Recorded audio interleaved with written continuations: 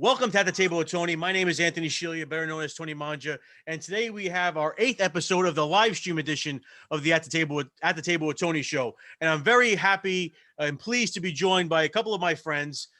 We have Father Edmund Luciano. He's a parochial vicar of St. Bernard of Clairvaux and master of Episcopal ceremonies in the Diocese of Metuchen.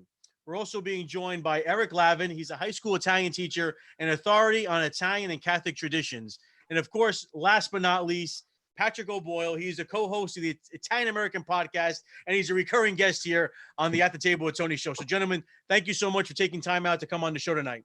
Thank you. Thank you.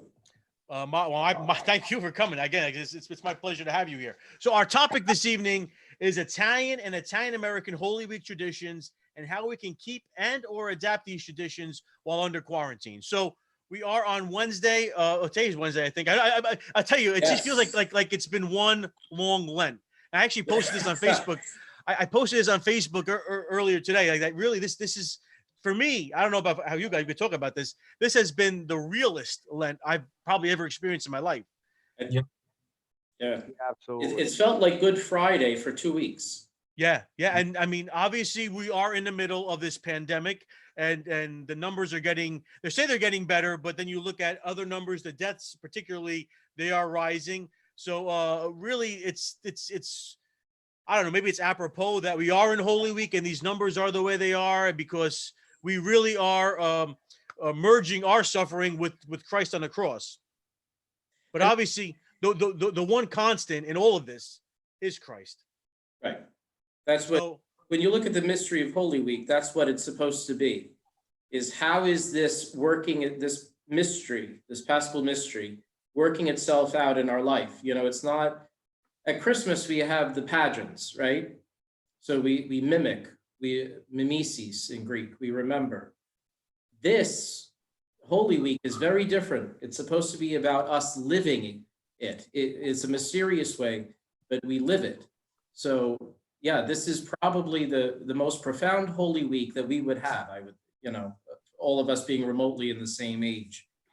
Please God, it's the most profound Holy Week. It doesn't get any worse. Fulton Sheen said it best. You can't have an Easter Sunday without a Good Friday. Absolutely. That's a great point. So how have you, Eric, how have you been feeling or been doing through this Lenten period? Well, honestly, I must say, I've used the time in quarantine as a time of renewal, both spiritually and physically. I go on crazy long walks now, obviously by myself, for miles and miles. But I really found it as a time for me to get back into the rosary, which I confess in front of Father Ed that I had not been saying regularly. But I mean, just praying every day, and I'm sure Father will tell you, the best prayer is talking to God. Your prayer, that conversation you have with God, leaving things in His hands, and just telling Him, that which troubles you. But I've really used this time really to focus back in on the Rosary and watch Mass and watch other things on EWTN. I subscribe to the Italian channel, so now I get to see some things on that end, which is also great, in terms of all the shrines that they show. So just really trying to find a good balance, a good wholesome balance of physical, spiritual, mental. Progress. Because you can't be, taking care of only one part of yourself. The human being is a being, right? So when we're physically challenged, then, our spirit either lifts us up or our spirit is challenged. Everything has to be a holistic balance. So, if we have this opportunity, really, I remember the best retreat I ever went on was the Camino. All the walking was, let me pray in a very focused way, right? Because I didn't have the distraction. So I'm sure that Eric's walks, those are sometimes the best ways to pray the Rosary, right? Because you sit still and you've got too much energy. I think most of us in the 21st century, so like Catholics, we kneel, we smell, we see, we move, so our body is meant to be involved in our prayer, right? When we watch our Orthodox Jewish brothers and sisters, especially if you watch them, at the Western Wall, they're always moving, right? Because they're praising God with their whole self, so that goes into, why do we fast? Why do we do this? Why do we do? Because the whole person, right? It's not, we've already dealt with this question in the past. We're not two different entities, right? Body and soul, body or soul. We're body and soul. They're meant to be together. What are we looking forward to at the end of this week? Christ's bodily resurrection, right? So we say it every Sunday, I believe in the resurrection of the dead. We are waiting to share fully in Christ's resurrection at the end of time. So, all these things that we finally have the opportunity now for most of us to not worry about running around, but to do things slower, to do things in a more focused way.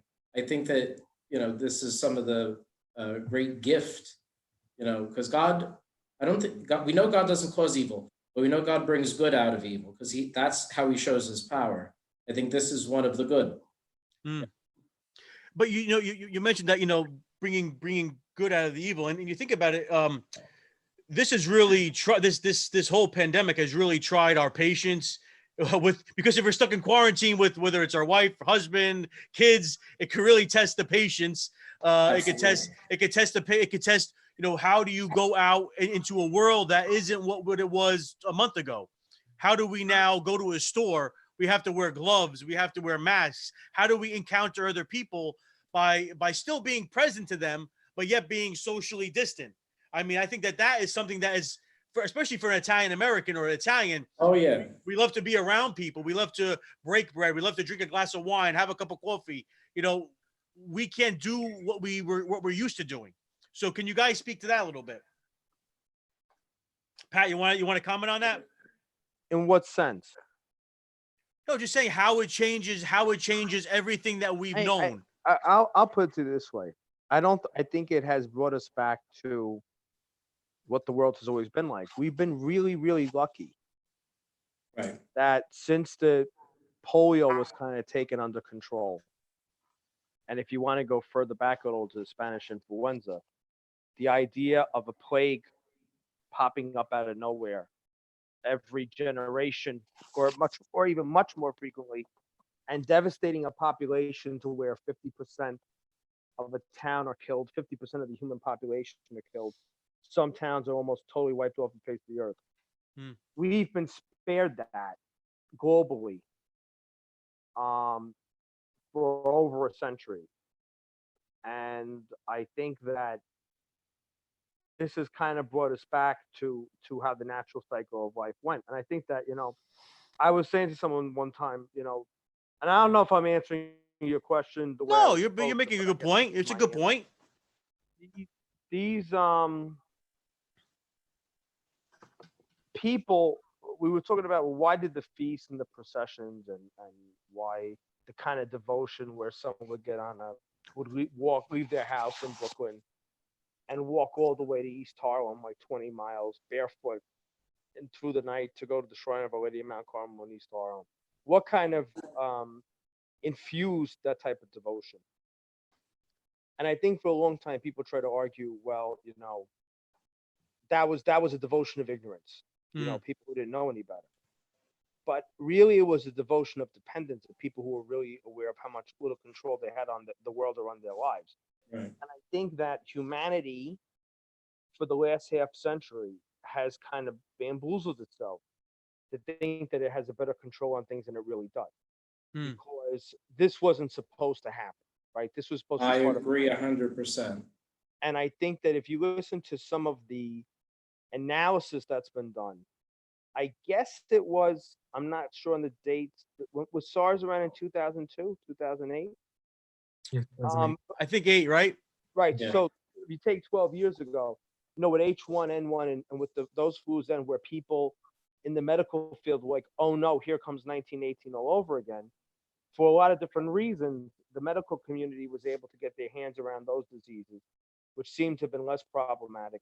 And they didn't turn into full-fledged pandemic. The same way we had to fear that Ebola was going to come and cause the same thing. So I think that there was a hubris that came out of that H1N1, the avian bird flu, Ebola, medical professionals with all the right degrees with funding from major, first world countries, were able to go in and wrestle it so that we weren't affected. Mhm. And this time it didn't happen. So I've seen people who were kind of dismissive, not a lot, but some people who were kind of dismissive of the old ways of religion and stuff like that, all of a sudden becoming a little bit more pious now that the plague has hit.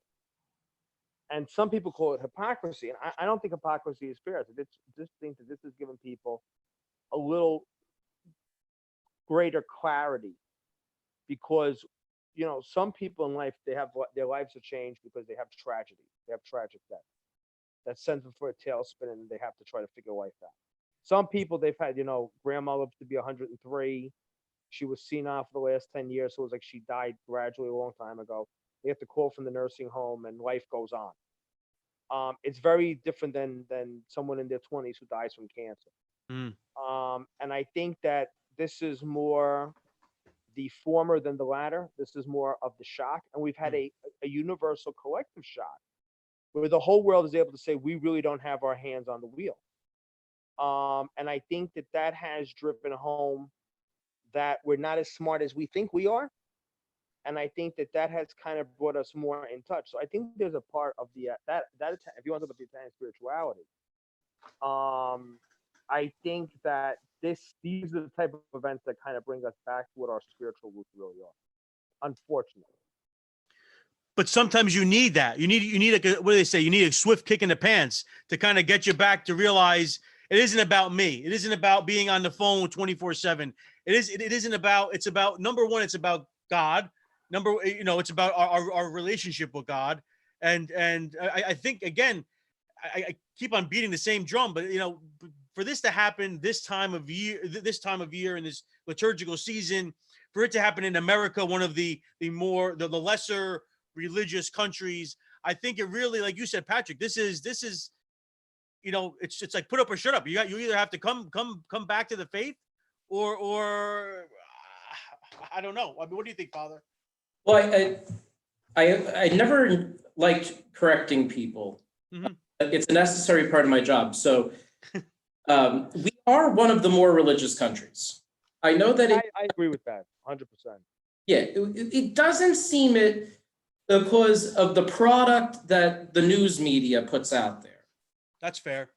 But if you look at, how many people say they believe in God, how many people go to mass, it's not good because it's not 100%. But we're ahead of Europe. We're ahead of other first world countries. That gives me hope. There's different numbers but they're off topic. But I would say we're on a strong high end of an average in terms of religious belief. Patrick, when he was talking, I was reminded of the phrase, and I'm trying to remember who I can attribute it to. There are no atheists in foxholes, right? Mm-hmm. Another way of saying that is the way that I always impose ashes of the two options on Ash Wednesday. Remember, O mortal, you are dust, and unto dust you will return. It's not you might, it's not you could, you will, right? So, this has shown us something of a lesson of humility, right? Humility is not this silent virtue where we beat ourselves up and don't pretend we're not good at anything and we don't have any talent. Humility is when we recognize the truth, right? So, as Patrick said, as you said, this has been a lesson in humility in that we have seen where is the real power? It's not in me. It's not in what I want. That is such a painful conversion for the human person to make. It's a violent tearing away of the self. And, when we talk about Jesus getting ready for Good Friday, we would call it a kenosis, the self-emptying, right? Well, that will be the second reading on Good Friday. It was the second reading on Palm Sunday. You empty yourself. Jesus, though he was in the form of God, did not deem equality with God something to be grasped at. It was within his ability, it was within his right, but he chose to live fragilely so that he would share our death for the purpose of us sharing his life, right? And we look at it, it's not so that we will never die. The body will eventually do what the body is going to do. That's what theologically we say, that's what death has done. That what sin has done. Death is a reality, not that we have invoked, that we have made, but it's not a creation, part of God's creation. But here it is, that even if the body dies, our life doesn't end. Mm-hmm. When we're baptized, our eternal life begins, right? Eternal life is not another life that we pick up at our death, right? We don't wake up as something else. What God preserves in us as he created us at our baptism, that's what continues to live. That because as much as we say traditionally that baptism washes away original sin, I always think instead of baptism taking something away, baptism fills in something that we've been missing. The only way it makes sense to me. It fills in what we were missing, so it's the charge of the battery, right? It fills it, Christ fills us in with himself. The Father can't see us without seeing through Christ to us, right? We are kind of grafted onto him. So that speaks to what your question was, that many ethnic groups have the same virtue. Italians, I think, are particularly well known for it, of community, familia, right? How do we do that now? I think this is where the Italian-American experience of holidays kind of does save us a little bit. At least, let me be specific, my family, what I was brought up with, because, language, they say, the first thing to go, food, the last thing to go. Talking about immigrants, right? Thanks be to God for that, because if anybody listening is like me, you need something to do. Right? We all know how to talk, everybody understands us, but I need something to do, Sebastian Maniscalco was funny, if you remember, because today starts Passover for our Jewish brothers and sisters. He had a great skit where he was, his wife is Jewish. He's an Italian-American comedian out of Chicago. And he said, I sat down for my first Passover. I'm Italian. I need a piece of bread and a bowl of oil. In 30 seconds, I got to start dipping. Right? So we got to have something to do. And he goes, and they gave me reading material. But anyway, Passover is. So this time of year, when you asked me to be on the show, Tony, the first thing I thought of was the Easter bread, the papus, So I know that my mother and my father are home right now. Thanks be to God, they love each other passionately, which, can be scary if you're not used to a good Italian relationship, because just because we're loud doesn't mean that we're angry. Mother's braiding the bread, she's dyeing the eggs. My father's sitting in the kitchen keeping her company. They have this little enclave of themselves. So we have things to do, right? We have the spinach pies to make for Good Friday. We have the bread to make. We've got the different cookies. There's, what do we do in terms of not having, to be able to reach out to each other? Well, we have things that, the pizza gain or the pizza rustica, depending on what you like. Pat has that whole Facebook page on that. I've turned it into a lifestyle. Because it's now a lifestyle. It's a lifestyle. Yeah. It's a lifestyle product. It's a lifestyle brand. It is. Yeah, I look forward to it every year. This is the only time we have it. So thanks God that we have these things to do, and nobody ever makes it for themselves, right? Because if I make one, I got to make 25 because, Zia needs one, and then this cucina, this amico, and that, if it's anything like my house, you have to make 5 extra because what if I forgot, So yes, it's hard. Could I just jump into the Please. The clerical? We have saved frozen pizza gains and bastidas for emergency situations. Yeah. And this is an emergency situation.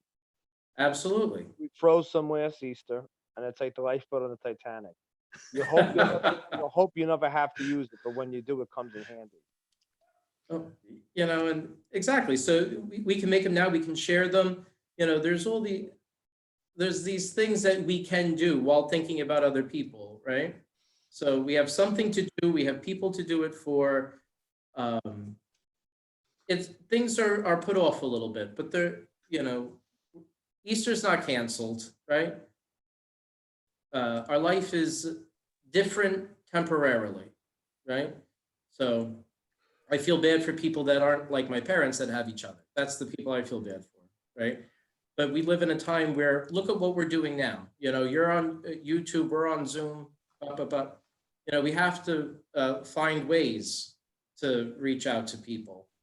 All of the kids that are writing messages in front of on the streets. I don't know about your students, Eric, because they're probably a little older.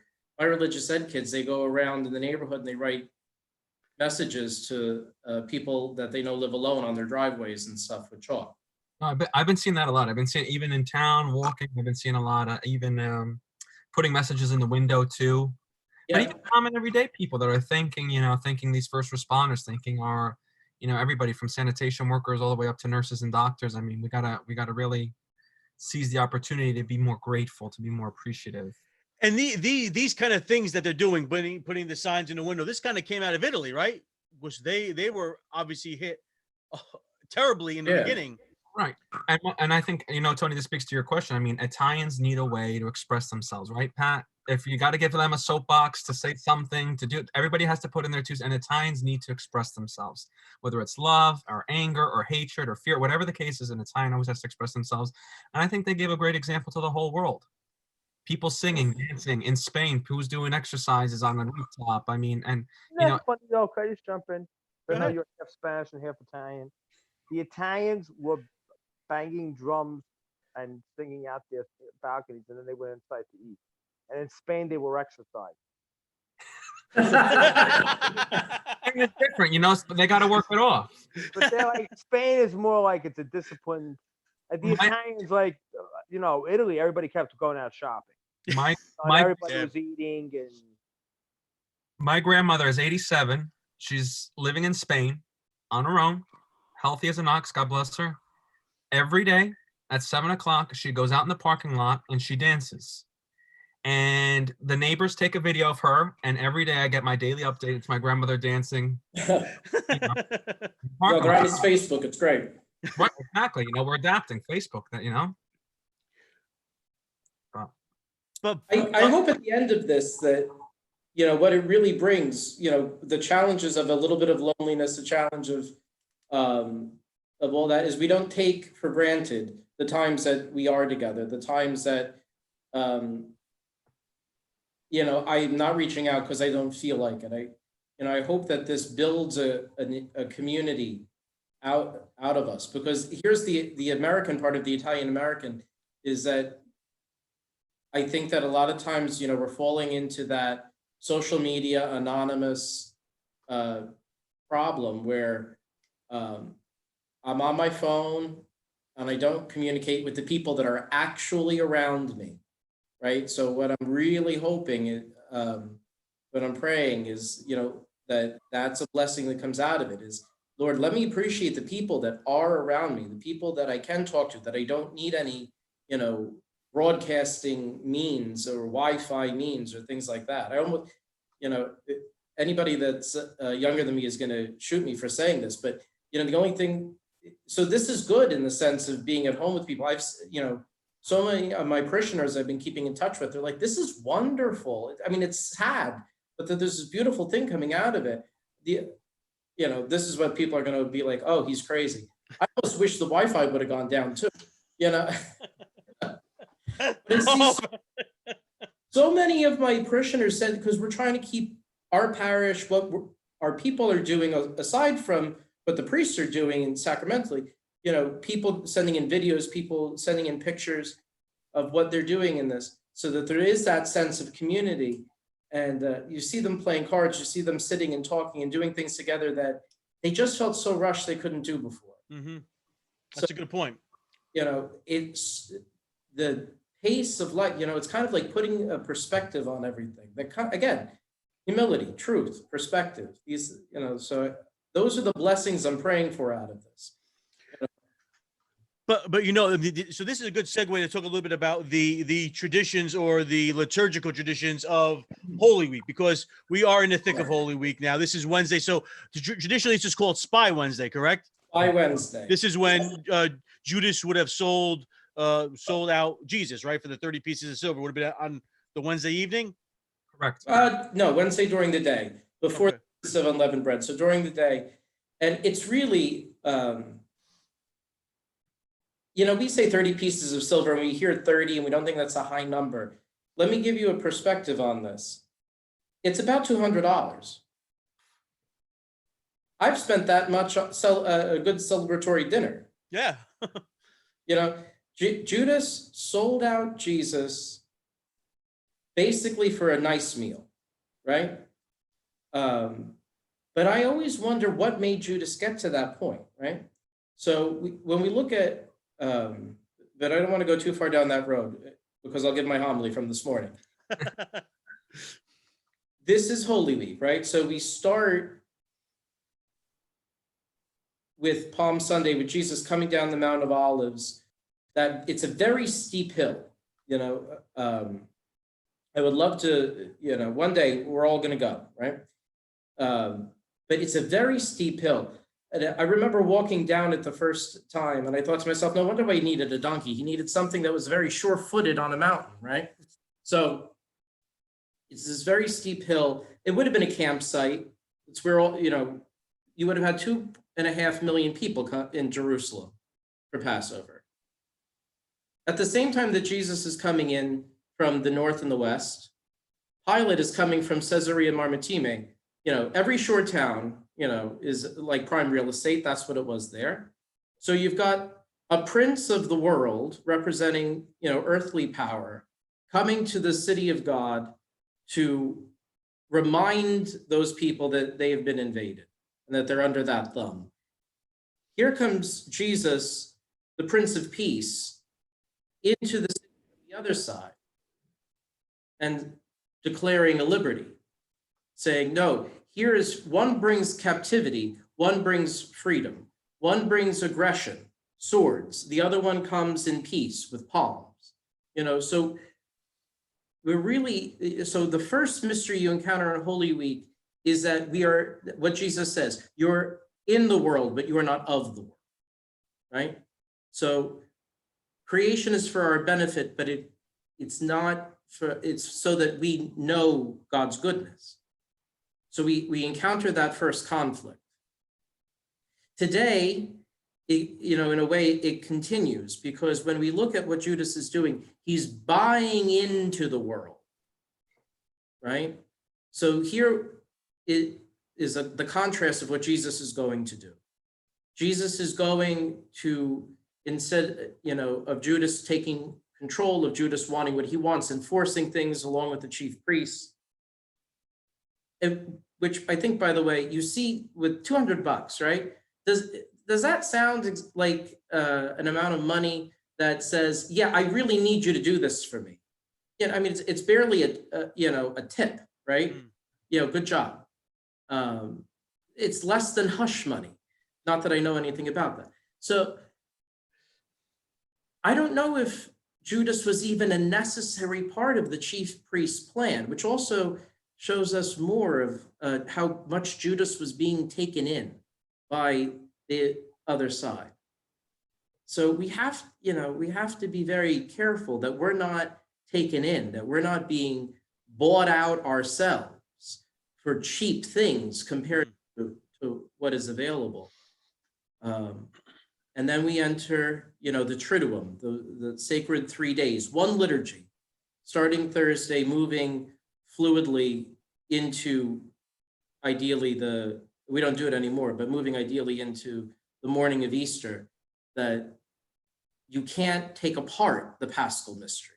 It's that one motion, when you look at Lent, first, you take away the Alleluia, you take away music, then you get to Passion Sunday, you take away the images, Then, we're into Holy Week, and we take away even, the Eucharist at the end of the Holy Thursday liturgy. Jesus is taken out of the tabernacle, brought to another place. And even there at the end of the night, the priest comes and takes him away, and he's not there on Good Friday. And then even on, so then there's no Mass. More and more is taken away in our experience of this mystery, even to the point of our sight being lost in the darkness of the tomb on Holy Saturday night, only to be relit by the resurrection of Christ. Amen. It's a profound experience when we enter into this mystery, not just as a Sunday hobby, but as is the week that helps us understand what living our baptism means, in this one mysterious sense. So those are some of the liturgical pieces, right? So I think I talked a lot. I'm sorry. It's great, Father. But it's also good to give people, in case people watching this don't have no idea what Holy Week is or have no idea what a Triduum is. This is a good foundation to kind of teach people and to bring them into, kind of bring up to speed of what we practice as Roman Catholics. But one of my I don't know if it's one of the things I think is one of the most beautiful. I guess it's my favorite part of the Triduum is to be able to visit churches on Holy Thursday after the Mass of the Lord's Supper. So we would go to usually always Wallington. We would always go to Wallington, and of course, every other church is in between. But for me this year, that's something that I am going to miss tremendously because for me, it was able to really be able to experience even other cultures to a certain extent. Because when you go to Wallington, that was the Polish church, and they go all out. Have you ever been to Wallington's? I've seen it. Yeah, I've seen pictures, probably your pictures now that I'm thinking about it. But we've got in Manville, just down the road from me, I'm in Bridgewater. There's, a large Polish population. That's pretty much the accent of our parish there, and they even have Jesus behind bars. Yes. The icon of Jesus in jail. So, so I know what you mean. But they do it up in the parish you're talking about in Wallington. That's a massive, it's not even, it's like a set construction. I mean, the Metropolitan Opera could probably take a lesson out of it. Father Steve said that once they finish, like once the Triduum and everything is done for this year, they start planning how they're going to decorate it for the next year. So I believe it. Yeah, they're constantly working on that. So maybe Patrick, can you talk a little bit to that? Is that's also an Italian tradition as well, correct? About visiting the churches, usually 7 or 12 or 13, depending on the different number. Yeah, that was in the pre-55 Holy Week. The Mass of Holy Thursday would be set at 9 a.m. And then the priest would repose for lunch. And then you would have in the afternoon the washing of the feet, which was called the mandatum, which was a separate ceremony. So that was separate than the Mass of the Lord's Supper? Yeah, 100%. It was a completely separate ceremony. Sorry, Patrick. In the pre-Vatican II, in the what we call the extraordinary form now, like the 62 and earlier, you never inserted things into the. Oh, not never. You tried really hard not to insert things into the Mass. So even a nuptial Mass, you would have been married before, and then gone. Same thing with confirmation, correct? When you be confirmed prior to the Mass? Yes. Because go ahead, Pat. I'm sorry.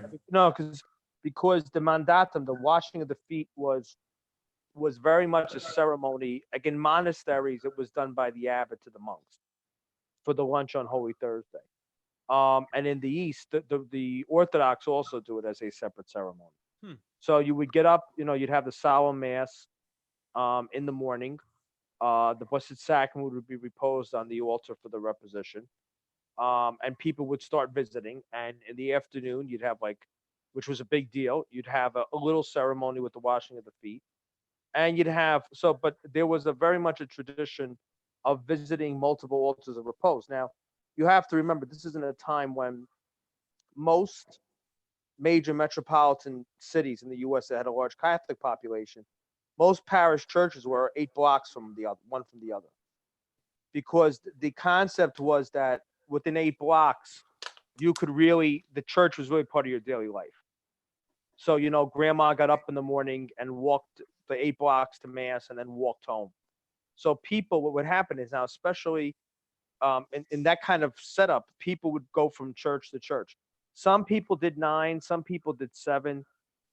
It seems, I have a theory. It went all through Catholicism, but it seems to really have taken a strong presence in Hispanic, in Latin countries. But you have to remember that the south of Italy for 400 years was a Hispanic country, was part of the Spanish Empire. So Spain, which is, and so much of the Holy Week tradition, we also got during our union with Spain. Part of Holy Thursday was people had to walk. So the Spanish banned horse riding. You could not ride a horse. So if you were a duke or a prince or a count or a knight, you couldn't, your horse didn't come out on Holy Thursday. You walked. So I think in Naples there was a phrase called the castrosha. Strosha means like the sound, the rustling sound, like almost like sliding your feet. I don't know what's the word I'm trying to look for in English. Shuffling? Shuffling your feet, yes. And the idea was that they called it kind of like the shuffle that night, because people who were used to going by horseback or carriage would walk from church to visit the Blessed Sacrament. Now the confraternities that were created as mutual aid societies during the plague, which did penances, a congregational penances during Holy Week. On Holy Thursday, they would lead processions from church to church. So your congrega with the prior and the council would go from church to church and would reverence the Blessed Sacrament. Now, even in the Cilento, they used to do 9 churches, and they would walk all through the night. They would not come home until dawn on Good Friday. So they would go from chapel to chapel. So the confraternity would come in, they would reverence the Blessed Sacrament. Sometimes they would do a symbolic flagellation with the flagellum, with a symbolic whip to commemorate Christ scourging at the pillars. At the pillar, they would sing the Miserere, which is Psalm 50, and then they would go to the next church. But that became very much, and what would happen is, I remember something also, in some parts of southern Italy, that was the day you got dressed up with your new clothes for Easter. Because remember back then, on Holy Thursday? Yeah, some places Palm Sunday, some places Holy Thursday. Because remember, you wore the same outfit every day.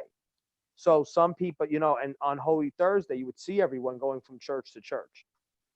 And also amongst parishes, it was competitive of who had the most impressive altars. Now, also in the very South, Italian. Very Yeah. Italian. Also, All about Jesus, right? they would plant, in a lot of places, they would plant wheat seeds around February 2nd, around the time of the purification of the Visitation. They would Candlemas. They would plant wheat seeds outside of the light. So they would put someplace hot where there was no sunlight, and the grain would grow. The grass, the stalks of grain would begin to break through the ground. They would be white. They would be put out for the decoration on Holy Thursday, because remember something. Today we're used to getting roses any time of year we want. Back in the ancient world, you got roses in the month of May or the month of June, depending on where you were geographically. You got lilies in the spring. You didn't have flowers all year long. So people would grow these little wheat plants, put them in front of the Blessed Sacrament, and then after Easter, the farmers would take them home and they would plant it amongst their wheat crops as kind of like the blessed wheat seed to bring blessings for the new year. Is that like a summer wheat then? Kind of like what, like there's different wheat, summer wheat, spring wheat. Yeah. The wheat that would be, that I guess would be the spring wheat. I think that's when they harvested. I guess the summer wheat. They would take those little plants of grain and bring them home. Now this is only this was only a Southern Italian tradition. Yeah, I mean, if it happened in the north, I've never seen it. But I mean, even in Ireland, I mean, other places around the world, people did visit the multiple altars. Now, if you're in a little alpine village and you're the only church and the next church is 10 miles away, you're not going to be going from church to church. Mm-hmm. But even in most European villages, there were multiple churches, multiple little chapels. So Holy Thursday was the day to visit. And the idea was that it was to commemorate Christ spending the night in the Garden of Gethsemane. So, when Christ rebukes the apostles and says, could you not keep watch with me for 1 hour? The idea was that the penance done by the confraternities was to keep watch with Christ for 1 hour. So so each church or each chapel that the confraternity would go to, they would spend 1 hour with the Lord. No, I mean not an actual hour. I mean, if you But have to that's go barefoot, if you have Symbolic. walking from village to village to go to the different churches, but I'm saying it was more of a spiritual, symbolic hour. okay. And for people that don't know, what is a confraternity, Patrick? It's a Catholic Brotherhood of laymen. Okay. Like the Knights of Columbus, but in what Patrick's referring to, they would have also had more of a liturgical function. They would have had a devotion to a particular saint, a particular divine mystery, and they would have not just done good works, but they would have promoted that devotion. Okay. Saint Bernard of Clairvaux had a particular devotion to the wounded shoulder of Christ, right? He had a devotion to Mary. So those are things that if Bernard, that when Bernard was preaching among his own brothers and among Europe, because he was a famous preacher in Europe, those were things he would have promoted. So like there's the confraternity of the Holy Face, right? Madonna della Sacromonte, the devotion to these particular things. So Eric, I want you to jump in here. To talk a little. I want you to talk a little bit about. Let's. I guess we covered Holy Thursday. Let's move a little bit into Good Friday. So I know particularly in Our Lady of Mount Carmel Church in Newark, they would have a with the procession of the Jesu Mort of the Dead Christ, correct? With the Our Lady of Sorrows following. So Yeah. can you? I know. I mean, I'm talking to a particular church here, but I know that you have. At your church that you attend, one of the most beautiful statues of Our Lady of Sorrows that dates back to the original church, correct? So you're talking what, 125 Almost. years? Yeah, I would say at least 125. I mean, the church is 130, so it came very soon thereafter. The devotion comes from Castel Petroso, which is in Molise. And at the time, I mean, it was still Abruzzo and Molise, the region was, before they divorced in the 1960s. But I mean, the story of Our Lady of Sorrows of Castel Petroso is a very beautiful one. She appeared to these two poor shepherdesses. A sheep went lost. She goes in a cave and she sees Our Lady of Sorrows and she's holding the dead body. As a matter of fact, she's looking at him. She doesn't look up, which is very interesting. The pastor at the time at Mount Carmel in 1894, he came from Campobasso, so the devotion to Our Lady of Sorrows quickly took hold. And they were able to purchase the statue, and the one that's there, I mean, her dress, I mean, it's a mannequin, so it's dressed up, resides there. But I think it's also very interesting to note, like St. Lucy's in Newark also has a beautiful Our Lady of Sorrows. So it seems to be that the devotion to Our Lady of Sorrows is something very prevalent in Italian churches, Italian parishes. I mean, I think all Italians, and Pat could speak to this, of the suffering of the Italian people and how they could relate to Our Lady of Sorrows in that regard. Because even like the people from was it Mola de Bari, they have a devotion to Our Lady of Sorrows as well. Yep. In Sicily too. Sicily as well. Sicily, Adolorata, yeah. Madonna Dolorata. It seems to be, once again, something that a lot of people can relate to, the suffering of Mary, and which we try and recreate and emulate every year with our Good Friday procession. So how can we obviously, because we're not going to have processions this year and there's not going to be any kind of real liturgical celebration as a congregation in a church other than through the internet, Facebook, YouTube, how can we then take part in this tradition in our own homes?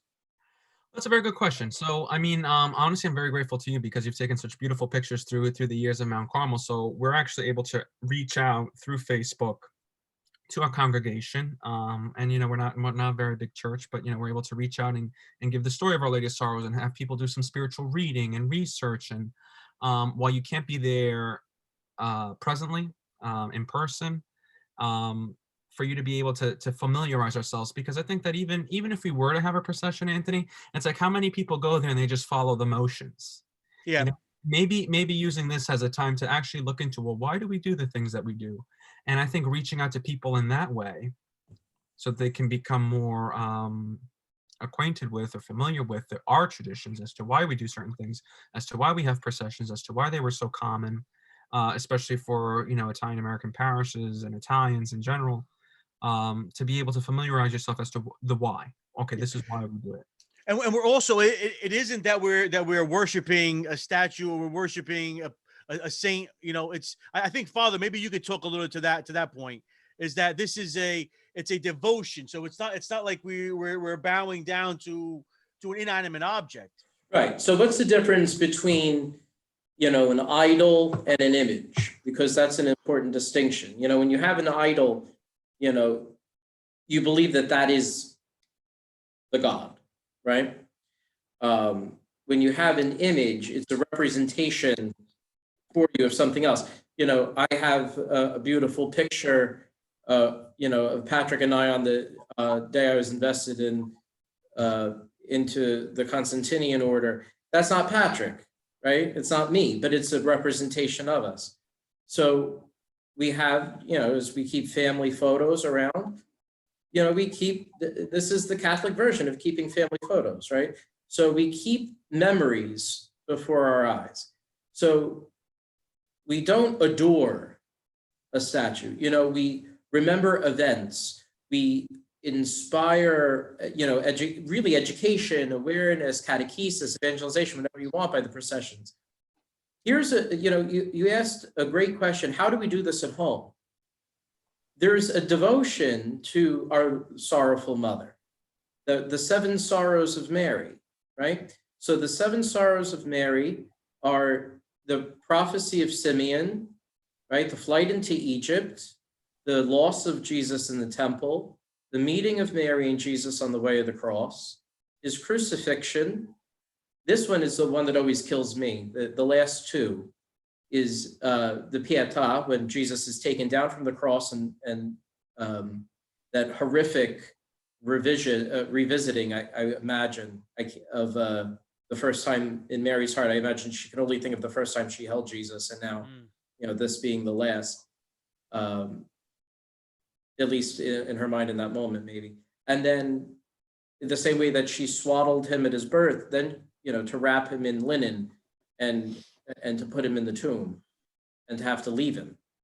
So those seven moments are those, that's why with the image of Our Lady of Sorrow, there's usually seven swords. Mm-hmm. So that's what those seven represent. And the tradition is that the Servites started this. The Servite fathers out of Florence in the Middle Ages. So it's called the Servite Rosary, where you say 7 Hail Marys, meditating on these. Some people just say, instead of 7 Hail Marys for each sorrow, 1 Hail Mary for each sorrow. There's all variations. None, as far as I know, right or wrong. But then Mary promises 7 graces, right? So by keeping these events in solidarity, they happened for us, right?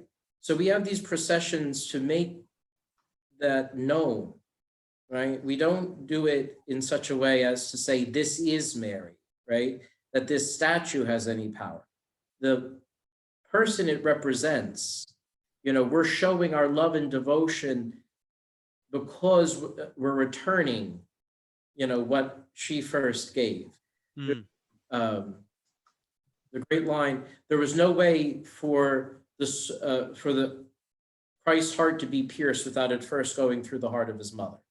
Right? And so one of the reasons I think that this devotion is so popular among Italians and Italian Americans is because think about how powerful a role an Italian American mother has in a household. Mm-hmm. So, the fastest way to get an Italian man to cry is to see his mother cry, right? Yes or no? Yes, absolutely. Absolutely. So here, not only do you have Mary, most innocent and most generous, but we know family so well And what are we always trying to do? You know, we have honor, we protect each other. Italians are fierce about their families. And so here we see God as a member of our family. We see Mary as our mother, and we have this tenderness, to use Pope Francis's word. We have a tenderness towards these moments because that's, you know, this is where the devotion kicks in, that we understand how the mystery has worked itself out in our lives because we feel it in our families. We feel it in our love. So how do you do it at home? The seven sorrows, you pray. Those are things to pray every day. 7 Hail Marys, anybody can do that. Mm-hmm. The Stations of the Cross, you can do at home. All the wonderful thing about all the devotions that Patrick said, and processions and everything you brought up, they're all the things people do. You need priests for sacraments, but devotions are things you can do at home. Again, that separated but not alone motto I want to emphasize for the church right now. We're separated, but we're not alone. Mm-hmm. So. I mean, just to piggyback on that, but I think that sometimes, though, because we aren't together as one family in one particular place, we can feel a sense of abandonment in a way, kind of the way maybe Jesus felt on the cross. Mm-hmm. I know you can't compare the two, but to a certain extent in our human minds, we can feel a sense of abandonment or separation from our church family, from our earthly family. So that I think is also something to kind of maybe also meditate on a little bit too. Sure. On Good Friday. Any suffering that you have that makes you feel compassion for the suffering of another is a virtue. Mm-hmm. They don't have to be the same, but whatever, because it brings about compassion, meaning suffering with, compassion. If you're now more able to suffer with, then it has been a virtue. Mm-hmm. So if we are able to enter into the darkness of Christ's night and of his tomb, if we are able to have a longing that no, it's never going to be the same. But if it motivates, if it allows me to be more sensitive towards the sufferings of other people, if it makes me more compassionate, then yes, it is a virtue. It doesn't have to be the same thing, right? To bring out my love or my concern. So we'll never know Christ's suffering. But if we can appreciate it, if we can enter into it more, then something good has happened. Amen. Patrick, can you add anything to Good Friday in the Italian American or the Italian community? Tradition-wise, or? In what sense? No, I mean, besides the procession of the Sorrowful Mother and Gesù Morte, is there any other? Huge. I mean, in Italy and in all the Latin countries, in Greece, in warm weather countries, the procession with a representation of a dead Christ, be it a cloth icon for the Greeks, an actual statue in the Catholic world, in the Mediterranean world, because remember, again, the Good Friday pre-sanctified liturgy would have been at 9 a.m. in the old days. And the afternoon would have been dedicated to processions of the dead Christ. Mm-hmm. Even in pre-Reformation England, all the churches in pre-Reformation England had tombs the way that the Polish do, the dead Christ. Matter of fact, pre-Reformation England was known for their tombs. If you go into a church in England today that dates from the pre-Reformation period, usually on the gospel side of the altar, there will be an indentation. So on the epistle side, there's an indentation for the priest, deacon, and subdeacon to sit in the solemn mass. On cushions and a little niche into the side wall. On the opposite wall, there was another indentation, a little niche that was for a statue of the dead Christ, which would be decorated profusely for Good Friday. Wow. So the whole Christian world, not just the Catholic world or the Mediterranean world or the Italian world, had a deep devotion for the Good Friday procession. And I think that, the evening of Good Friday anticipated Holy Saturday, and Holy Saturday was the end of the Lenten fast because pre-1955, the Easter Vigil was on the morning of Holy Saturday. The church bells would ring for the glory at 12 noon. And that would be the end of your Easter fasting. And that's why people would eat pizza again on Saturday at 12 noon. That was the Holy Saturday luncheon food. So there wouldn't be the liturgy with the fire that would be take place in the morning. The Yes. new fire. Yes. Yeah. The reason why all these things happen in the morning, because that might be confusing some people. Jesus died at 3:00. We're used to the Passion liturgy being at 3:00. We're used to the darkness and the rising fire on Saturday night. But remember that this began the Easter duty, right? People had just been to confession. The preference towards early morning masses in general, but especially in this time, is for the sake of communion, because you didn't have a 1 hour fast. You had from midnight fast. So the idea was that you can't have, practically, if the faithful weren't going to communion anyway, then it wouldn't, have had so much of an impact. But you can't have the celebrant passing out because, it's 8:00 at night on Saturday and he hasn't eaten since, Good Friday, which was the fast day. So maybe not, the body just doesn't work that way. This is a biological thing, not even a cultural thing. So you've got these 9:00 or early morning things happening so that Holy Communion was a possibility because of the fast pattern. And the Greeks have no Sunday morning liturgy. The Greeks, the Oriental churches, the Eastern churches, they have the Easter vigil on Saturday night, and they have the matins, which is where they do the Christos Anesti with the candles. That happens before midnight. Midnight is the beginning of the Divine Liturgy. That goes for like 2 hours. Now you're at 2 a.m. and it's like my big fat Greek wedding. Then they go home and eat lamb, and everybody slept in on Easter Sunday. With the Roman Catholic priest had to get up and go, count, masses. You got a parish. One parish in the Archdiocese in Newark, a priest who was there in the 50s, they had 14 Sunday masses. Wow. 7 in the upper church, 7 in the lower church, every half hour.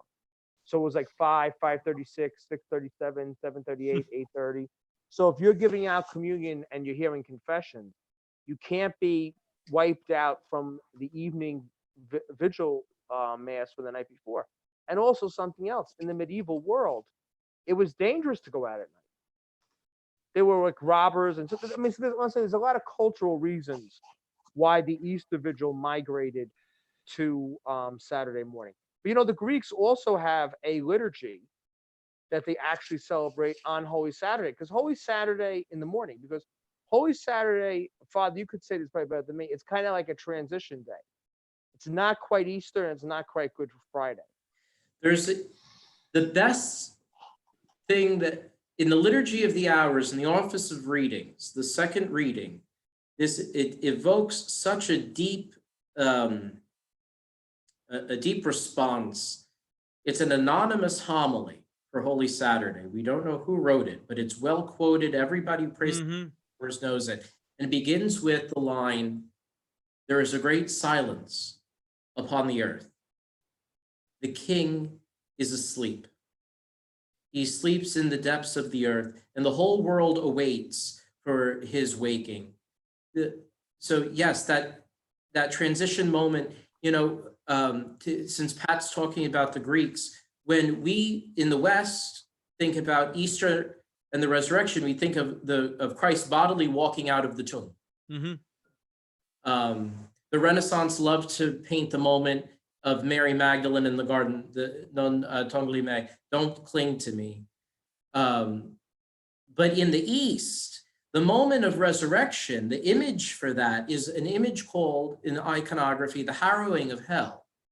It's Christ literally standing over broken chains, and it's very much like, the ninja Jesus, because you imagine that he came and kicked down the doors to, not that this is an actual Catholic word, but limbo, wherever the place of the dead, the place of repose, that those broken doors, there's an old man who's under the doors who is now chained.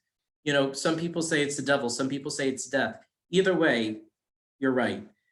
And Jesus so beautifully, usually with the cross, reaching down with one hand or sometimes with both, and lifting up a man and a woman, Adam and Eve. And you see the patriarchs and the prophets and all the righteous, coming out of darkness, streaming towards Christ. So that's why there is this strong tension in the East, in the Eastern rites, the Italo-Albanian church, the Byzantine, all of that. Why the night? Because it's when when the just starts coming back, when Christ starts rising from the dead, when he begins that journey out of the defunctus, out of the depths. So the moment that Christ turns on his heels to leave, because remember, Christ has a soul as a human being. So that soul it's not just that the lungs had to deflate and the heart had to stop and the eyes had to close. It's that for him to experience death, his soul had to go into that place of the dead. But see, because of his immaculate soul, whenever he wanted, he was not a prisoner. He went there freely. We were prisoners. When he chose to turn around and walk out, that's what broke the bonds of death. So maybe I amend my statement. Maybe it's not that Jesus broke the doors down to get in. Maybe he broke the doors down to get out. Mm-hmm.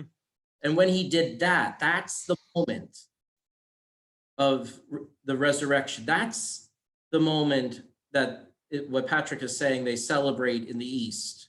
That the sense of now we're moving not back to the same, but back to not, because the same, is the original sin. We're not coming back to this world as it was. We're coming back to this world for what it now will be, right? Which includes open door to heaven.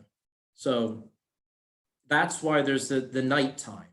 Mm-hmm. We have different emphasis culturally.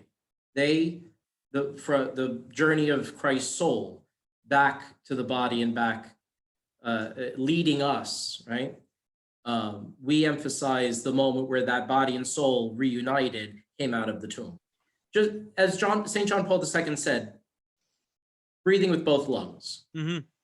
So, no, this is really, this is great. I mean, I love getting in deep into it because, again, this is some stuff that we don't really know. Maybe we just kind of go through the motions, go into mass, or go into celebrating Easter, but we don't know, I guess, the theological, the reasons or the meaning behind all this stuff. So I'm learning a lot here. So I thank all of you guys for that. So we covered Holy Thursday, we covered Good Friday, we covered a little bit of Holy Saturday. So now let's get, I guess, to what we can call the main event, the big day, Easter. So Easter, that is the day of the day of the resurrection. That is the day that the tomb was empty.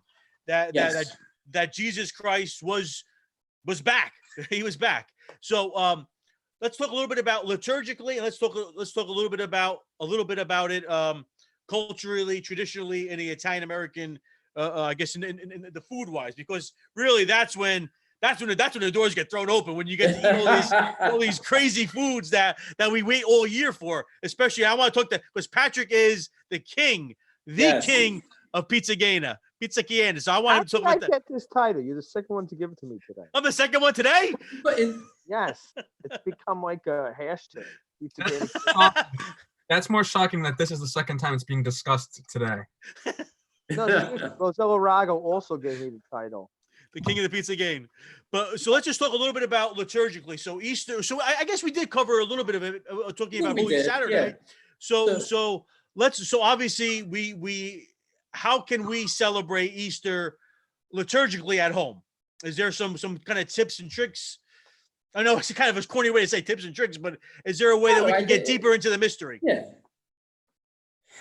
You know what I think? If you're a family, what I think is a perfect way to celebrate this liturgically, because what do we do differently when we're together at Mass on Easter Sunday than we do at any other Mass? We renew our baptismal promises. If you have children, get out their baptismal pictures, get out the dress, get out the candle, right? show them the video. Talk about, get grandma and grandpa, nonna, nonni, get everybody on Zoom, right? Or whatever, all the, pick a social media platform. What was yours like? What was mine like? Here, the same thing. Oh, this is how we did it. This is what I did with your mother and your father. This is why I did it. Because we're baptized into the death of Christ so that we can rise with him.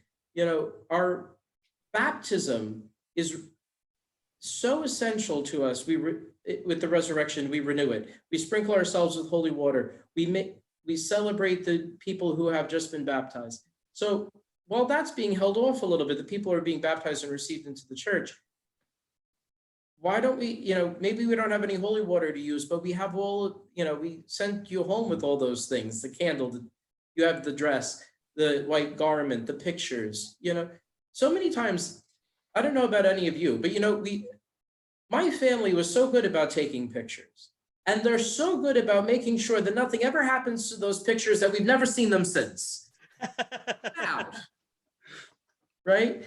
Let's talk about baptism. Let's together as a family, what is that famous quote from scripture that's all over the place? As for me and my house, we choose to serve the Lord. This is a way that we remind ourselves of that. Together as a family, Google Catholic baptismal promises, renew your baptismal promises together. You're going to do it when you're watching Mass, right? Because if we don't do the profession of faith, which is our baptismal creed, we renew the promises. So parents, talk to your kids about it before Mass. Get them ready for it, right? Older children like the four of us, how much do we know about our baptism? This is some of the stuff that's good about this, sheltering in place, is that we're not running, how many of us would be more worried about getting to the pasticceria early enough on Sunday to get the cannoli, the tiramisu, and the cookies? We wouldn't think about our baptism. That's what happens naturally. Now we got to sit around. We have time to reflect. So, I know I was colicky baby. I know I cried my head off the day of my baptism. Maybe it was the exorcism. Who knows? The devil coming out. Yeah. That's my baptismal picture. I don't know if you can see it. It's kind of hard. I can see it. No, I can see it. That's awesome. That's on your phone. You have it. So yeah. August 21st, 1982. Wow. Was my baptismal day. My parents got married a week later. Really? Yeah, August 20th. Really? Here. You see, I mean, I think the Pope might have said that a while ago. Like go home, ask your parents when you were baptized. Yeah, and it makes sense. I mean, we should that should be a day. That's our second birthday in a way. That's the day that we were welcomed into the church. So we kind of should celebrate it, whether or not we have a cake or not. I mean, I guess we can't. We're Italian, so we have any excuse for a party. So I do want to talk about the foods of Easter. So traditionally, lamb is the big one. But I know, so for example, my family, we would make the pizza gain or the pizza chiena. But my wife's family, they make something called panata or impanata, which is a pie stuffed usually with lamb. So you see how there's these different parts of Italy or different parts of the South have different types of pies or different types of dishes. So I want to talk, first of all, I want to talk to your particular tradition. So Father Ed, Eric, Patrick, what are some things that you grew up eating on Easter? So Eric, could you start with, we start with you? Sure. So, I mean, my family in Scillia, I mean, the cuisine is very, very, very primitive, very simple. So traditionally for Easter Sunday, they would have pasta col tagliarini, which is like a thin rolled up pasta. You cut it. It's a pain in the neck to make, but it's like a shredded fresh pasta. And then with your meats, obviously at the end, not together. Traditionally, my grandmother would make it. It was called a campanara, which is like a bell tower, which is similar to like the bread that Father was talking about before, but ours is, once again, very simple. It's like just circular, and it has just regular eggs. They're not dyed. So it's just a bread with an egg in it. And then we would have as a dessert called pignolata, which is the Neapolitans would call strufoli. Okay. But made differently. Calabrese call it piñolata too, because I know the Sicilians call it piñolata. Piñolata, yeah, and it's Is it the bigger ones or the small Bigger. ones? it's bigger, and what it is, it's egg. All it is egg and flour. It's a very simple recipe for anybody that wants it. Egg and flour, as much as it. My grandma would say, "Quantum de chiama," as much as it calls for, which can be very obscure. So if you do 6 eggs, then flour relative to 6 eggs, you fry it in oil, and then you make the syrup on top, which is only water and sugar. And that's it. But once again, very simple things. See, we use honey. No, we use sugar and water. That's interesting. No, we don't use honey. We use honey and zest. Yeah. So, Father Edmund, where is your family from? Sicily. Sicily. Mom and dad? Yes. Okay. So what are some of your Easter traditions, foods, stuff like that? Well, usually, the pasta we would have is like tortellini and brodo, right? So that's usually more of the spring thing. I'm a lamb eater. So this becomes a thing with my family. Not everybody's a lamb eater. So some of us, that like it, there's some for us, but usually it's a pork pork dish for the main. And then nonna's, pizza gaina. But she makes it, I don't know how, she makes it so heavy. She puts so much in it. Some people go like light with eggs and ricotta and then just like sprinkles of meat. I mean, she can't get it out of the car by herself. I don't even. Well, I think that's a lot of those things happen because in Italy, food was scarce. And so when people came to America, they could afford all the ricotta, all the sausage, all the salami if they wanted to. So, I mean, if you see the pizza gains that are made in Italy, it's a much less of, I mean, you have I'll say the New Jersey style, huge early 80s, late 70s Pyrex dish that you can make a small child in. That's like stuffed with like 18 pounds of ricotta, 36 pounds of salami, 14 pounds and it's huge. I mean, you could anchor the Andrea Doria with it. It's absolutely delicious, but it's huge. But I don't know if that's the best best image of it. Well, I mean, it's cheese with sausage and. No, I mean with the Andrea Doria, it's not. Yeah, that's true. That's true. That probably wasn't the right choice of ship. No. Like anchoring the Titanic. Yeah, kind of like anchoring the Titanic. But that being said, I think that a lot of the foods here, especially when it comes to meat and cheese, are heavy just because I saw a video of a pizza game being made in Salerno, and Livestream su Tusciano, and maybe it was the diameter of 2 fingers at its highest point. Wow. So it was laid out bread dough, caccia ricotta, the fresh cheese, the salami, the eggs, hard-boiled eggs, grade cheese, all mixed together. Put down. Another sheet of dough was put over it, and it was kind of like crimpled. We lost you, Pat. You muted yourself. Got too excited. He muted himself. Pat, you're muted. You got to unmute yourself. Uh-oh, maybe you got a phone call. Who knows? Speaking of, by the way, Monsignor Ambrosio makes the best pastiera. I know really? We're talking about the savory, but then we're going to get to the sweet, but he makes the absolute best. So Pat, I think he's back. Pat, you're back? Yes, I had a phone call coming in, so it blocked out my phone. Sorry. Go ahead. I'm sorry. Yeah, so I think that did you get the part where I talked about Wilmington? No, you didn't talk about Wilmington. Yeah, Did we lose him again? Well, the people in Livestream su Tusciano, they have a colony. I'm here. Can you hear me? I hear you. Go ahead, Pat. I hear you. Patrick. I guess maybe he's on the other line. Yeah, but he's not muted. Oh, now he is. Now he. Oh, I wasn't muted. It's I have 5 phones going off at once. About Wilmington. That's why I'm doing this in my chapel, because nothing can bother me in here. I'm not used to the online media world. It's still a curve there. What is But, that noise in the background? Is that my like actually telephone, a hammer hitting a bell? ring- Like, I actually have a landline. I don't know if you might remember them. That's when telephones used to be connected with a string to the wall. Do you have a rotary phone? Bell. but I that don't sounds use like the rotary Graham Bell's phone. phone back there. It's the phone I have. That phone is from 1979. I like old phones because they have a great Feel. They're heavy. yeah, they have a great I don't know. They sound like 1978. It's called sentimental. Sentimental. We should bring back rotary phones. Anthony, why don't you start a campaign, Return of the Rotary Phone? I grew up on a rotary phone. I have a working one. If anybody wants it, I don't use it. Really? You You know, were my born in '82. grandmother. How did you get a rotary? Grow up? My grandmother had it. She didn't Yeah, switch grandma's over had it. probably until like 1990, maybe 91, before she got a touch. Wow. Yeah. I actually know. You want to date me, Father Ed? My grandmother, I used to have to dial the phone for her, and she would tell me like all her sister's phone numbers, and like Oldfield 6. That was the Jersey City OL6.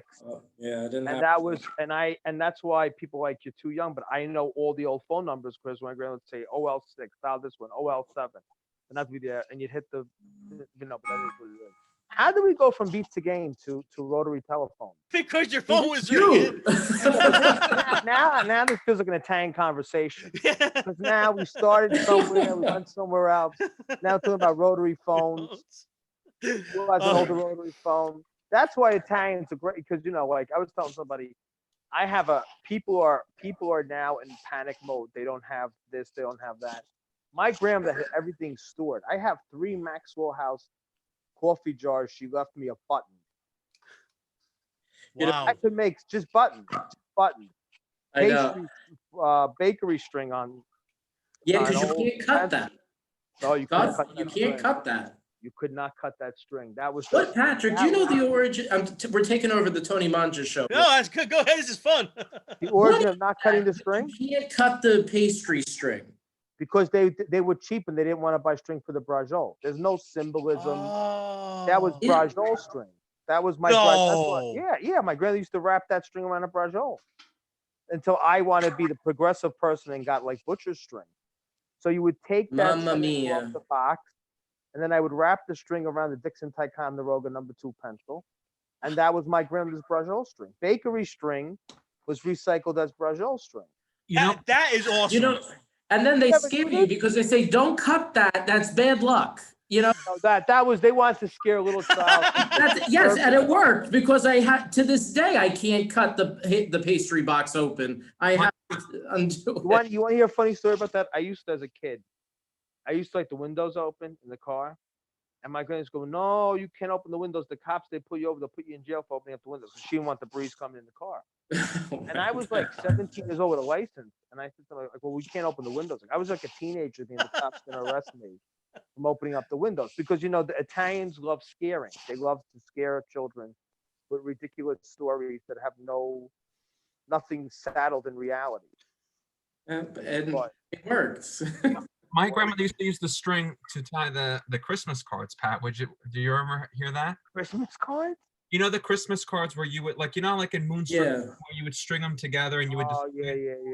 My grandmother would do that in the living room and make a nice arch with. Well, that worked. They look like candy canes, right? You're right. So, I shouldn't even say this, but I'm kind of in a talkative mood. I remember them. Oh yeah, menas tana, as the Jews say. Why is this night different?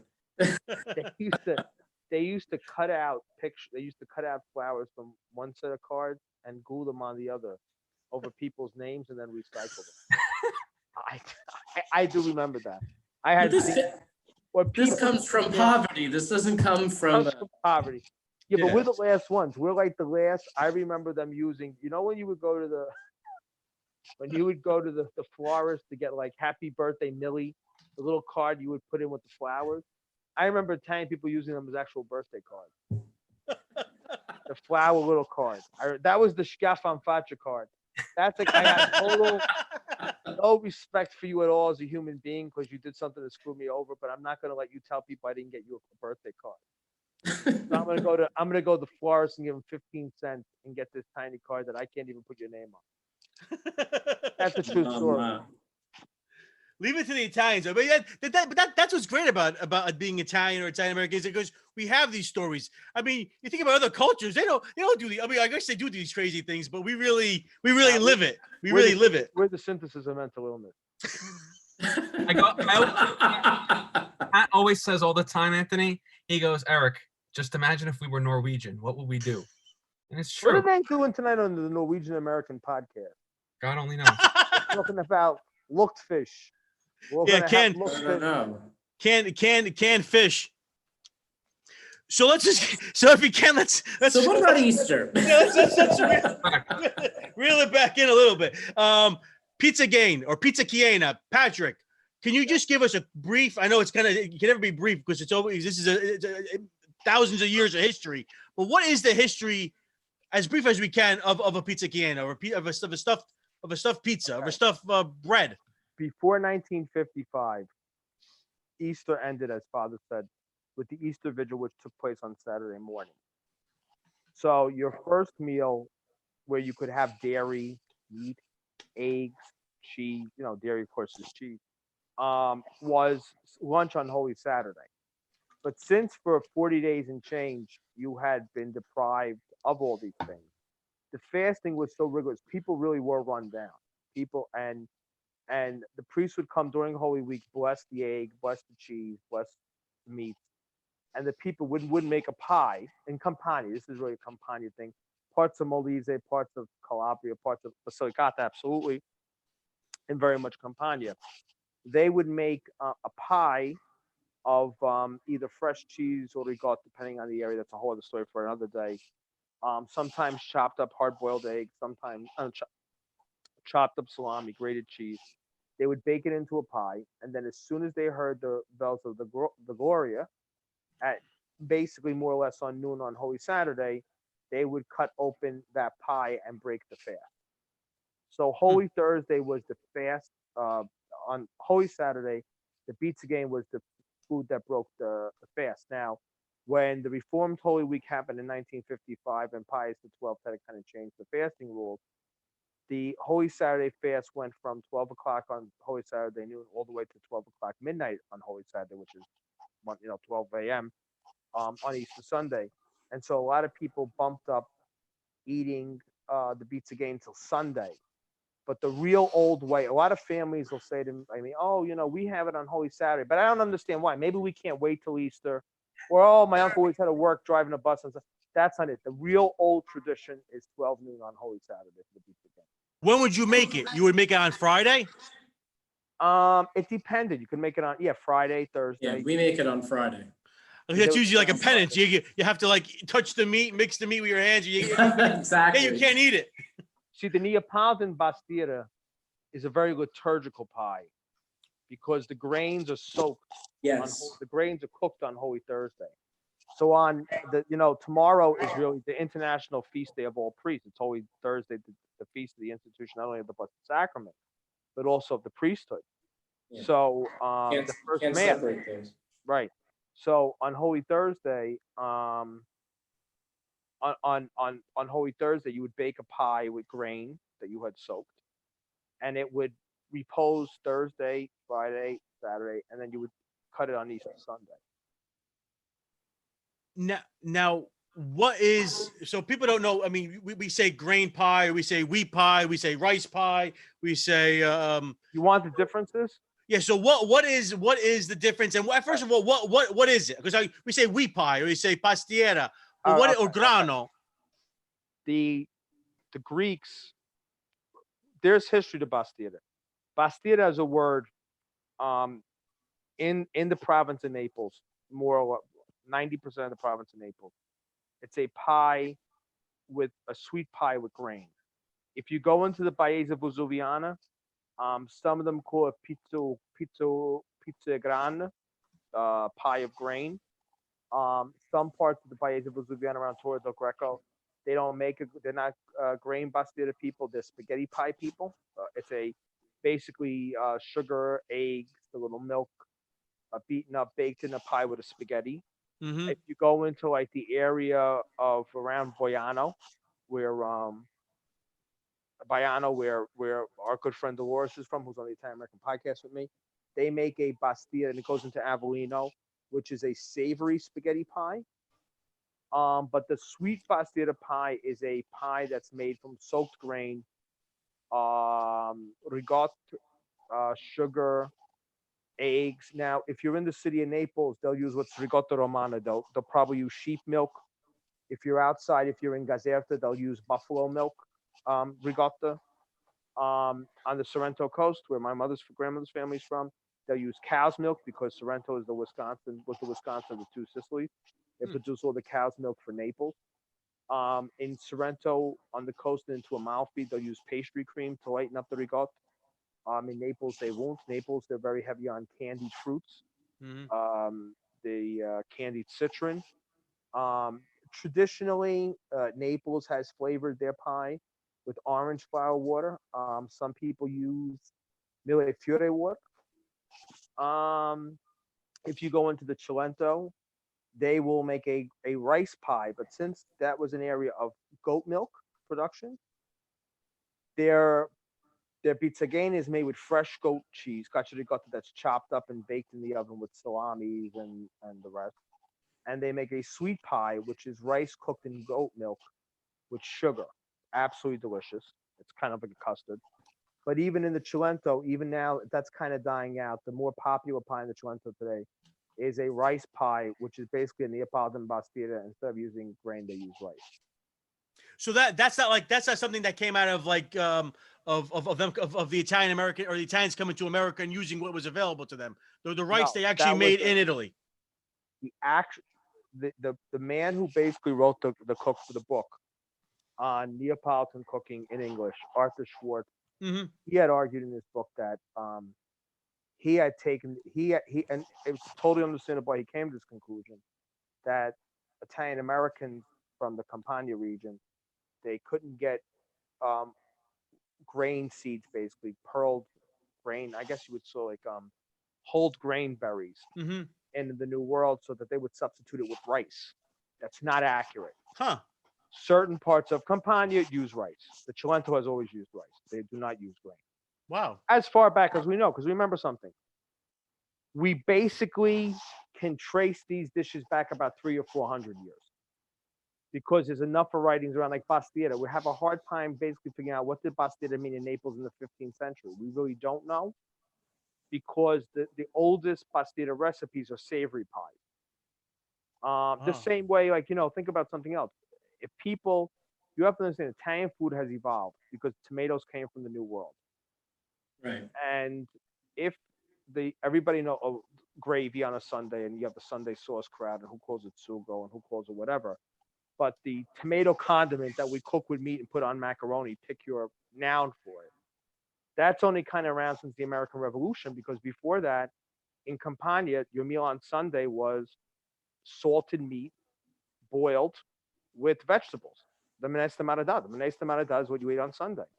So you would have a soup of greens and salted meats that were rehydrated from the boiling.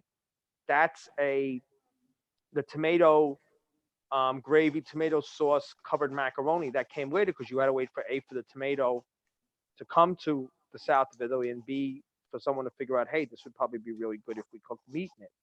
So as far as the pies, we know for about 300 or 400 years we can trace back. There's enough of writing to know what was around. If they were eaten, we have some semblances. Like, for instance, the Neapolitans eat the pastilla is a pie made with grain.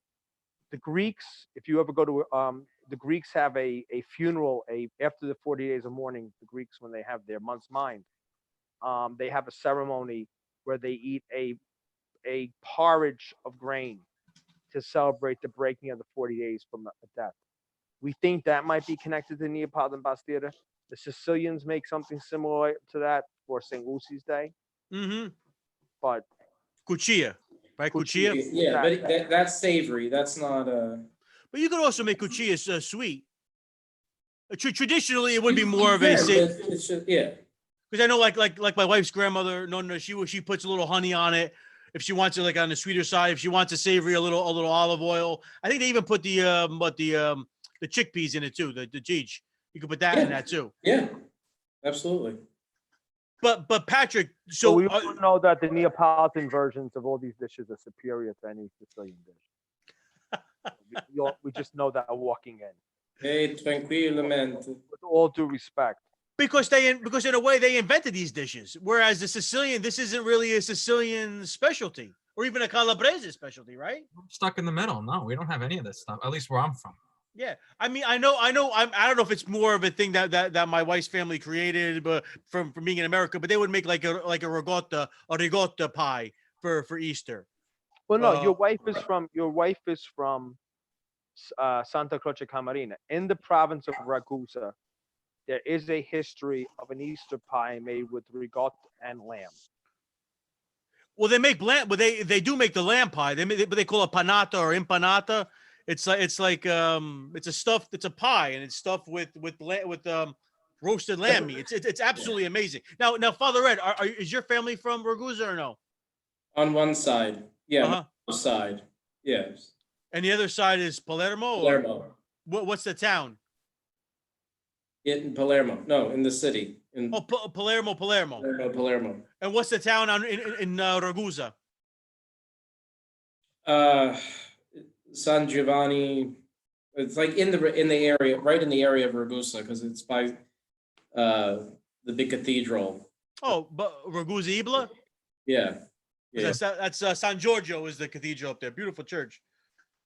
Beautiful church. That whole area of Sicily is gorgeous. Southern Sicily. So Pat, before we conclude this, because this is, I'm telling you, you guys are great. I appreciate every minute of you guys coming and talking with me tonight, because this is, I don't know what else I would be doing tonight. I mean, watching TV, yeah, of course. Is this on YouTube?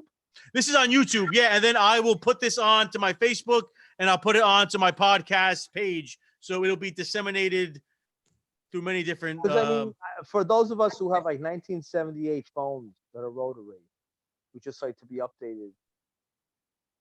So it's YouTube. YouTube. This right now, we're live on YouTube. We're live.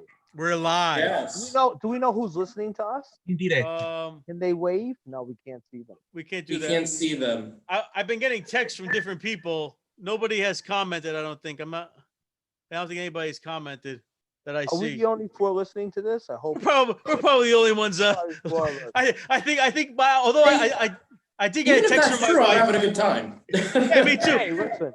I got a text. Oh, actually, Father Michael Barone. He texted me. He was listening. You had Father Barone on. You want me to get him? Father. You want me to get him on? He's the head summit. We'll get him on next time. Okay, we'll definitely. There's too many Sicilians on here already. I'm outnumbered. Hey. Hey, listen, I'll take your side. We're neighbors. I hope so, because Calabrese people, sometimes you go Sicily, sometimes you don't. You gotta watch them. That's true. We go where the wind goes. You go where the wind goes. That's true. Sound like Sicilian. Oh, come on. But Sicilians, there we're I could understand Sicilian better than I can understand. I'm sorry. It's not the kingdom of the two Naples. All right. That's true. I'm a double Sicilian, I guess. You're a double Sicilian.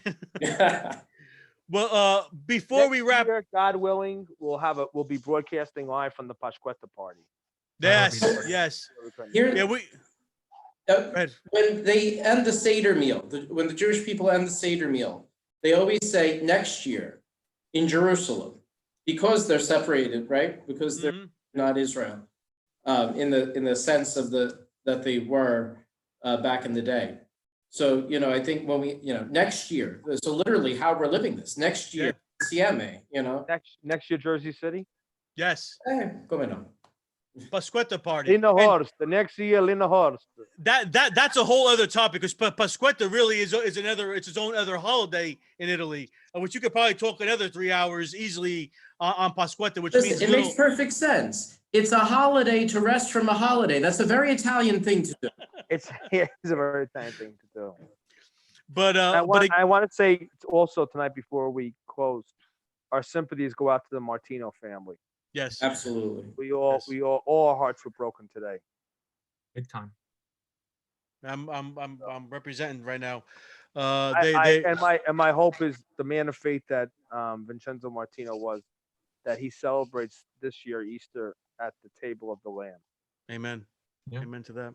So, Father, can you give us a blessing before we close up? Absolutely. The Lord be with you. With your spirit. Let us pray.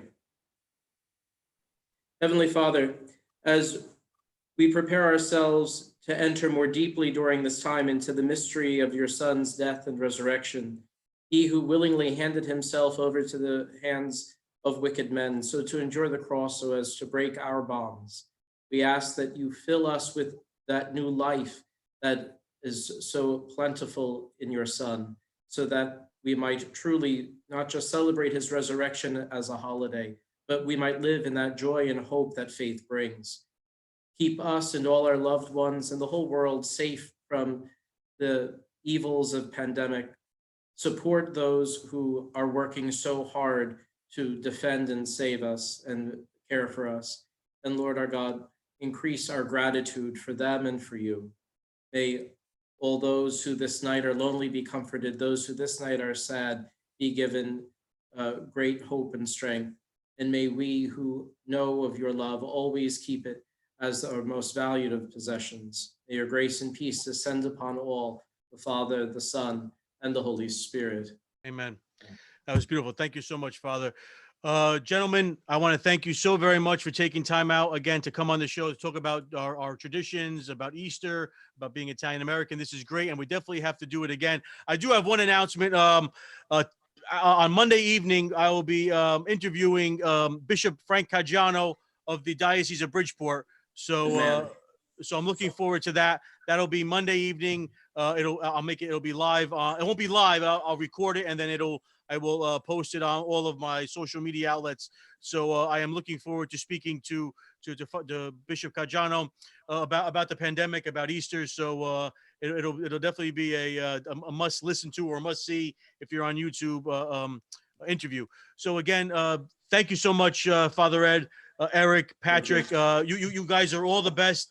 I love you all. Have a very happy Easter. Buona Pasqua. Buona Pasqua to your families, and we will see you soon here at the Table with Tony. Thanks for tuning in. We'll see you next time. Ciao for now. Bye-bye. Ciao, ciao.